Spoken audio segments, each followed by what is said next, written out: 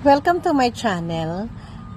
Bibigyan ko po ng isang tip ang isang coordinator na nabasa ko lang sa FB. Okay, ganito kasi ang nangyari sa kanya. Nagpa-reserve yung OTD to OTD coordinator. So, ibig sabihin on the day, sila yung magiging coordinator. Ngayon, siguro po 2 weeks before the event, nag-confirm pa si coordinator kung tuloy.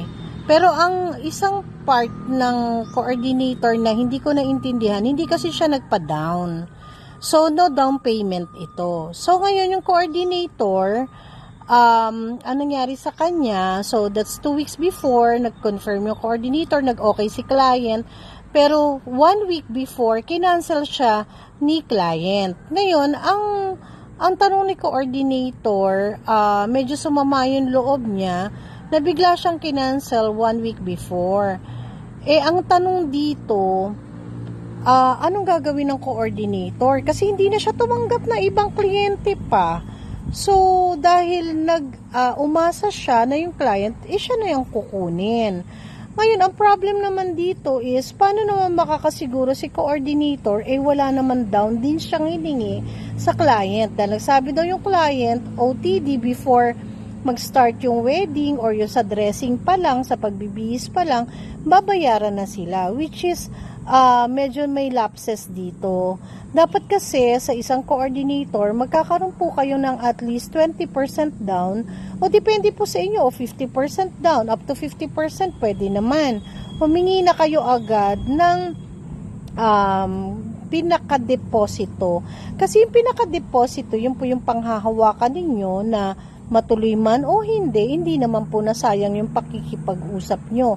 Isa pa, hindi siya kumuha ng kliyente kasi asang-asa na siya na yung client na yun ay tuloy naman on that date. O di syempre, nagkaroon siya ng lugi kasi nagkaroon na siya ng reservation ng date nang wala naman down yung tao and yet hindi tumuloy yung client. So, isa rin po itong lesson sa atin bilang coordinator na kailangan i-sure nyo po muna. Let's have the deposit 20% to 50%. So, bahala kayo. Discretion yun na yun.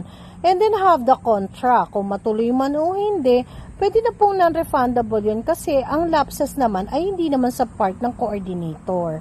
So, yun. Nung nakita ko yun, medyo sad naman si coordinator. Medyo nalungkot din ako kasi sayang naman din. Pwede naman siyang tumanggap ng iba. Dahil hindi pa naman sure. Dahil wala naman siyang down payment. So, ang nasa isip ko, may lapses si client, may lapses din si coordinator. So, ibig sabihin, from the very start, dapat malinaw ang contract, dapat malinaw ang contracts kung anong gagawin, kung anong kukunin services, dapat malinaw din ang contract sa mode of payment. Dalawa yun na dapat na i-sure nyo sa client. So, malungkot man na hindi nakuha ng coordinator, ako din nalungkot kasi ni-reserve niya na on that date sa kliyente na yun and then hindi naman natuloy. So, may pagkalugi on your part kasi hindi ka na kumuha ng iba pang kliyente. Doon naman sa mga client na nagbabase lang, depende sa rule ninyo, hindi rin naging malinaw sa kanila yung part na yon. So, wala, nasad lang ako. Nung nabasa ko yung niya, ang nakalagay doon rant niya. So, parang nasad din ako kasi parehong lugi na on the part of coordinator. At the same time, sa client naman, win siya. Kasi wala naman siya rin nilabas na any amount. So, lessons learned pa rin naman ito sa ating mga coordinators. Kung di pa po namin kayo subscriber, please do subscribe. Like and share po our videos para po makatulong sa maraming future bride and groom. Thank you so much.